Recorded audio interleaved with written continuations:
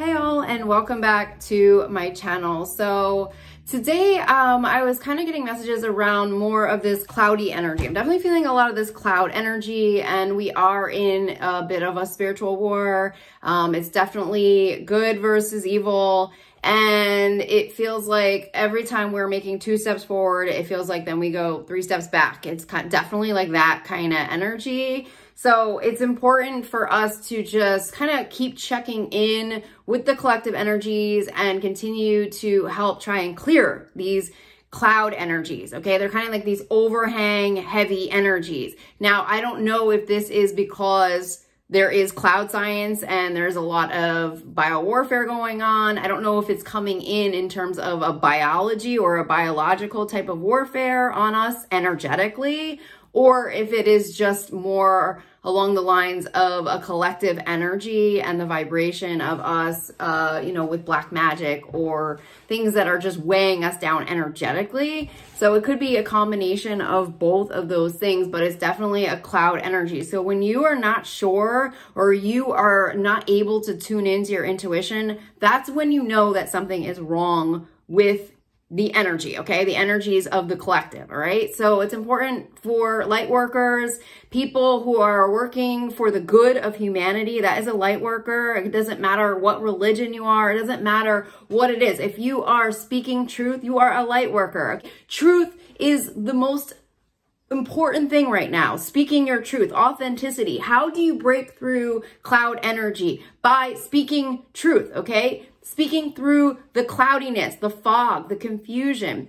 I was getting a lot of messages just recently about chaos agents, okay? How the enemy wins is through chaos. We have seen this, okay? It has swept through the United States, okay? We have seen all of the storms coming through bought media, okay? We have seen all of these fake kind of storms going up, brewing people, getting people angry, okay? And now it is time for us to rise above what they are doing. The chaos is a form of keeping us from where we're supposed to go, all right? It's supposed to derail us. There are people and groups that are put in place to mess up justice, okay? They are put in place to mess with court cases. They are put in place to mess with people, all right? People who are doing good things for the planet, all right? They're put in place to create madness, confusion, so that nobody knows what's really going on, so we can't actually get through to the truth, okay? And it's really important that we understand that itself is a form of warfare. So we have to just be aware of how we move through chaos is through authenticity, okay? It's by us speaking our truth. It is by us speaking truth into a situation, because this is the deal. If everybody is playing a different card or they're protecting themselves, right? They're like, okay, when I'm around Susie, I'm going to be like Susie. And when I'm around Jamie, I'm going to be like Jamie, okay? And then I'm going to just like totally just ride the wave and protect myself, okay? If we stay in that freaking energy, we're not going to know who you are, okay? Who that person is, because you're Susie one day and you're Jamie the next. We're never going to know who that person is, right? We're not going to know where they show up and who they are. They're just basically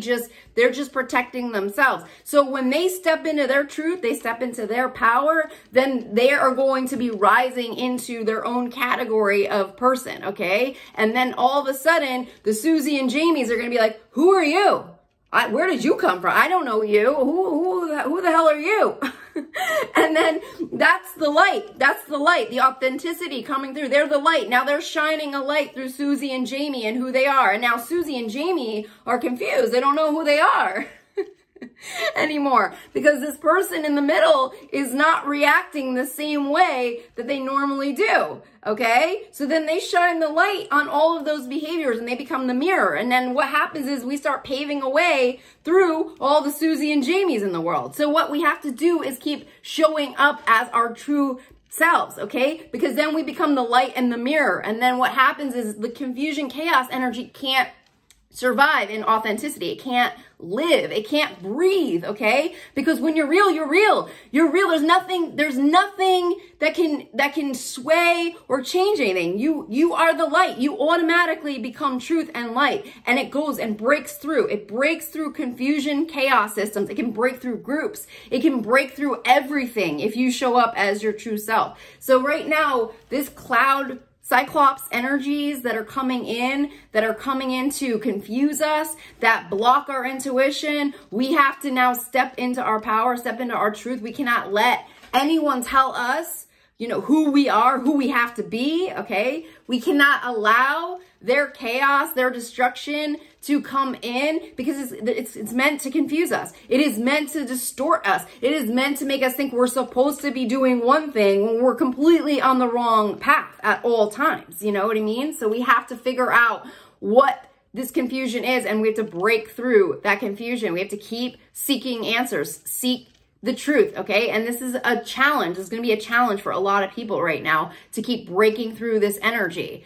This is a tough energy, and it's going to be showing up everywhere. It's showing up in family situations, in school, education, systems, justice. It's going to be showing up everywhere. This is a global collective energy where we all have to show up in our truth right now, and we have to walk in that truth, no matter what the Susie and Jamies are telling us to do, okay? If they're like, oh no, you gotta protect your money, you gotta do this, or they go into fear energies, you gotta go, no, I'm not doing that right now. No, I'm gonna go into my intuition, and I'm gonna shine the light on what I need to do, and I'm not gonna act like I gotta follow the Susie and Jamies in the world, okay? So right now, what I'm asking you is to kind of just say prayers to continue clearing energy. A prayer is not a religious thing, okay? A prayer is calling in energy. You're calling it in for the collective. You're calling in the light, okay?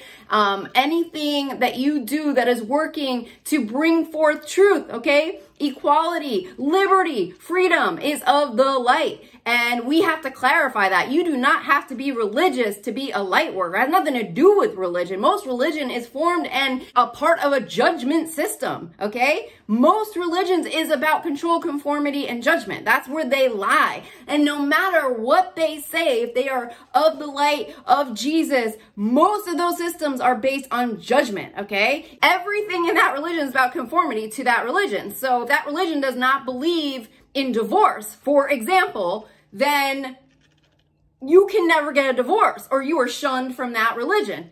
Marriage in the earth plane is a false contract, okay? It is something that is contracted, okay, in the physical based on a false belief system, because we're here to learn lessons. So that would mean that many soulmates would be coming into our lives constantly to be teaching us lessons, okay? So once we learn a lesson with a love partner or a soulmate, at that time, it is time for us to move on. Now, religion is telling us if we decide to get a divorce, that we are evil, okay? Or that, we cannot no longer be accepted by that religion, okay? That's a complete lie. And so right now, we really do have to ascend the ideas of what a true marriage is, and religion then becomes very outdated because divorce is not accepted in any religion, okay? I don't know what religion accepts divorce. It is typically not accepted by any religion,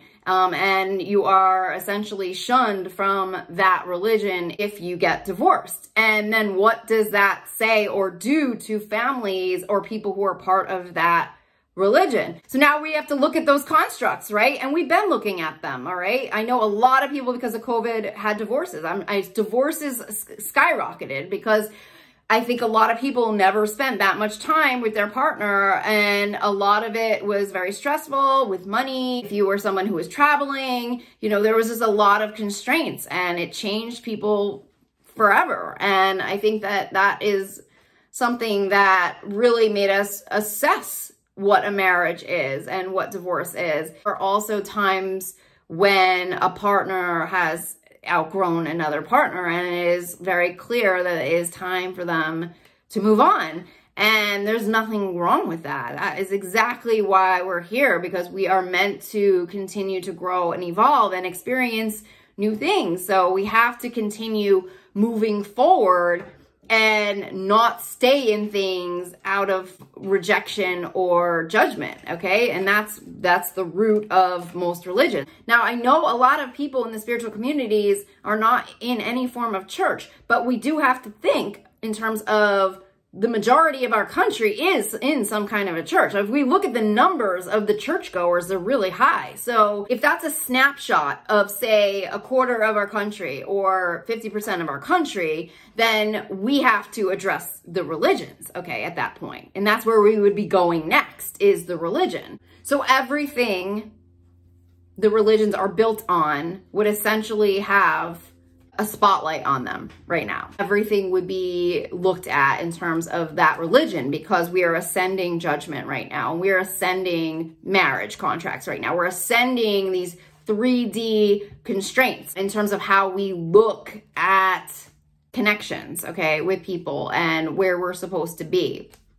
So everything is being reviewed right now. Everything is under review. Even military. Let's look at military. It is looked down upon if you are not married in the military. If you do not receive certain benefits unless you are married in the military. When you go and you meet, you are all married. Everybody meets up. All the military wives come together. So it's a standard. It's an expectation. Okay. You don't date. It's like you take it seriously and you marry somebody. You know, and it's because of the constructs of how the military is designed, because it's based on the principles and values of America. For example, you don't see somebody in the White House that is single, okay? They're always married. That is the ideal American story, okay? That's our value system, okay? Is marriage. So that is America, right? It is based on those values, right? Marriage, okay? So then the military goes into that. So then what happens now when we've outgrown that idea? So we know that marriages then in the 3D might not be meant to last, okay, for a lifetime, okay? That might not be something that makes a lot of sense to a lot of people right now, okay, especially the younger generations. So a lot of those concepts might feel a little outdated to people, okay, because the reasons that they got into the marriage might have something to do with the families, or it might have something to do with just, you know, what they had in common, or, you know, if they were the same political party and they had a good resume, you know what I mean? So it could be something like that. So in terms of the marriages, they might not actually be built on love. They might not be built on the correct value system. And it is based on maybe more of a monetary system, or in terms of a success, okay, a success story or an image. So we have to be looking at every form of marriage right now, and what we truly value as humans. And so a lot of these stories could be outdated. So then a lot of these marriages might be outdated, okay, because they're not built on authenticity, okay, on that realness that I was just talking about. So that might be the truth that has to come through, is through a marriage, through a family, our truth. We have to keep living our truth, okay? We have to cut through that confusion. Otherwise, we will stay stuck and trapped. And if that is, say, half of our country, 50% of our country could be trapped right now, okay? They might be trapped in a marriage. They also could be trapped because of finances, because they cannot afford to support their children right now as a single parent. It is very hard to be a single parent. Our country is not designed for single parents, okay? Education is not designed for single parents, the education system. So these are things that are going to be coming up right now in terms of us ascending these old constructs, these outdated constructs. And it's not to say that a marriage can't last a lifetime, but it might be the basis or the reasons behind these unions was based on something that was inauthentic or shallow. So that's going to be another form of ascension that the collective is going to have to go through right now. So these are the things that are going to continue to come up. I hope these messages sit with you guys well. I'd love to hear your feedback below. And if any of this resonates with you, I'm sending you guys so much love and blessings. If you guys are interested in a reading, soul coaching session, or healing, past life reading, definitely go to my website, soulpath.me, and I'll talk to you guys soon, okay? Bye.